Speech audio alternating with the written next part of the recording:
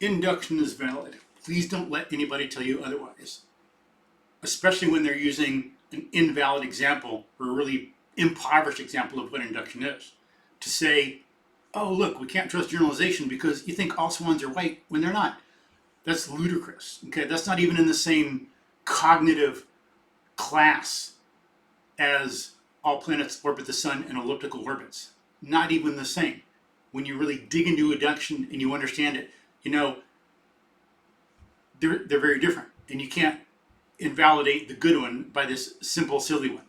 Be like Newton, as he says, Rule 4 in his Rules of Reasoning in Natural Philosophy. Quote, in experimental philosophy, we are to look upon propositions inferred by general induction from phenomena as accurately or very nearly true, till such time as other phenomena occur, by which they may either be made more accurate or liable to exceptions, unquote.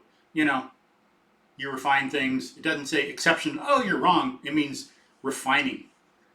And he says, quote, we are to look upon propositions inferred by general induction from phenomena as accurately or very nearly true, notwithstanding any contrary hypothesis that may be imagined, unquote. In other words, it doesn't matter what you think up in your head or imagine, that's irrelevant. For example, we looked at, we can get inductions about induction and thinking and know they're valid, and it doesn't matter if someone like David Hume says, oh, I can imagine that any effect follows from any cause, or any situation follows from any other. That's ludicrous.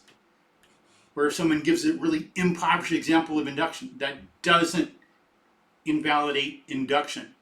Those things are to be dismissed as not scientific and not good philosophy.